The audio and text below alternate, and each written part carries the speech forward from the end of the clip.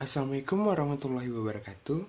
Nama saya Amin Insani dari Fakultas Ekonomi dan Bisnis Universitas Jambi. Di sini saya ingin mempresentasikan tugas saya yang berjudul piutang dan pinjaman yang diberikan. Baiklah, yang pertama langsung saja saya mulai. Baiklah, yang pertama adalah pengertian dari piutang. Secara umum, piutang merupakan aset keuangan dan juga merupakan instrumen keuangan. Piutang atau sering disebut juga sebagai pinjaman dan piutang adalah klaim yang diajukan terhadap pelanggan dan lain-lain atas uang, barang, atau jasa terhadap debitur yang pembayaran pada umumnya diberikan dalam tempo 30 hari sampai dengan 90 hari. Lalu ada pengertian piutang menurut para ahli. Yang pertama adalah menurut Sumarso pada tahun 2004. Menurut Sumarso, piutang adalah kebiasaan perusahaan untuk memberikan kelonggaran bagi para pelanggan pada waktu melakukan penjualan. Kelonggaran tersebut biasanya dalam bentuk izin bagi pelanggan untuk membayar kemudian atau penjualan barang atau jasa yang dilakukan. Lalu yang kedua, menurut Rusdi Akbar pada tahun 2004. Menurut Rusdi Akbar, piutang adalah meliputi semua hak atau klaim perusahaan pada organisasi lain untuk menerima sejumlah kas, barang, atau jasa di masa yang akan datang sebagai akibat kejadian pada masa yang lalu. Piutang dapat digolongkan dalam dua kategori, yaitu piutang usaha atau piutang dagang dan piutang lain-lain. Selain itu, pengertian piutang yang pada umumnya digolongkan dalam aktiva lancar yang berarti bahwa tagihan-tagihan pada pihak lain yang nantinya akan diminta pembayarannya dalam jangka waktu yang tidak lama, yang biasanya digolongkan dalam piutang jangka pendek. Selanjutnya adalah ciri-ciri piutang. Yang pertama, adanya nilai jatuh tempo. Nilai jatuh tempo yaitu istilah yang menjelaskan penjumlahan dari nilai transaksi utama lalu ditambah dengan nilai bunga yang dibebankan untuk dibayarkan pada tanggal jatuh tempo. Yang kedua, adanya tanggal jatuh tempo. Ciri piutang yang kedua adalah adanya tanggal jatuh tempo. Tanggal jatuh tempo dapat diketahui dari lamanya atau umur piutang. Umumnya, penjual menggunakan dua jenis pengukuran umur, yaitu bulan dan hari. Yang ketiga, adanya bunga yang berlaku. Piutang dapat terjadi dikarenakan pembeli memutuskan melakukan transaksi secara kredit, dan hal ini menimbulkan bunga. Bunga dalam hal ini dibayar sebagai bentuk konsekuensi pembeli yang meminta waktu pembayaran tertentu dan sebagai keuntungan bagi penjual karena sudah bersabar dalam menunggu pelunasan kredit tersebut. Baiklah, yang selanjutnya adalah jenis-jenis piutang. Yang pertama, ada piutang dagang. Piutang dagang adalah piutang atau tagihan yang timbul dari penjualan kredit barang atau jasa dalam suatu perusahaan atau organisasi yang merupakan usaha pokok perusahaan atau semua pelanggan untuk barang atau layanan jasa yang disampaikan secara kredit. Lalu di sini kita bisa melihat ada jenis akuntansi piutang dagang. Yang pertama, ada pengakuan. Masalah pengakuan piutang dagang meliputi dua masalah pokok, yaitu yang pertama, ada kapan piutang itu diakui. Piutang diakui saat terjadi pemindahan hak atau serah terima atas barang yang dijual antara pembeli dan penjual. Lalu, yang kedua, berapa nilai piutang dagang yang akan diakui. Piutang dagang diakui berdasarkan nilai tukar, yaitu nilai yang akan dibayar oleh debitur pada saat yang telah ditentukan. Dalam masalah ini, yang perlu diperhatikan adalah trade discount dan state discount. Metode pencatatan piutang dagang menjadi dua metode, yaitu piutang dagang dicatat kotor dan piutang dagang dicatat bersih. Lalu yang kedua, ada penilaian piutang dagang. Apabila piutang dagang telah dicatat dalam pembukuan, selanjutnya adalah bagaimana melaporkan piutang dagang dalam neraca. Menurut prinsip akuntansi Indonesia, piutang dagang harus dicatat dan dilaporkan sebesar nilai kas atau neto yang bisa direalisasi, yaitu jumlah kas bersih yang diperkirakan dapat diterima. Yang ketiga, ada deposisi atau pengalihan piutang dagang. Merupakan pengalihan piutang usaha yang dimiliki kepada pihak lain. Contohnya ada bank dan pengadilan penggadaian piutang dengan tujuan untuk mempercepat penerimaan kas dari piutangnya.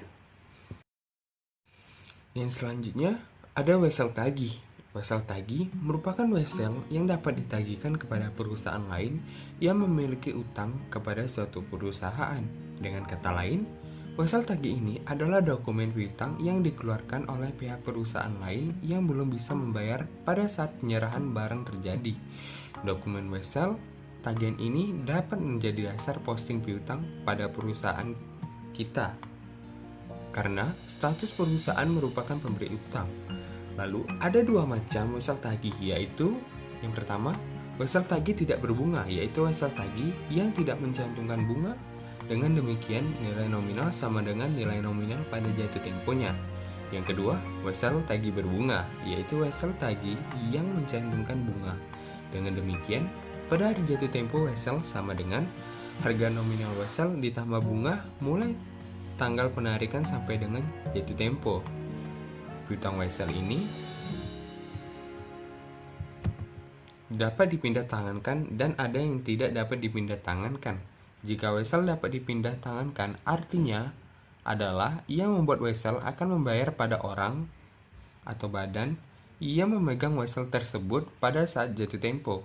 Wesel yang dapat dipindah tangankan dapat didiskontokan ke bank sebelum temponya.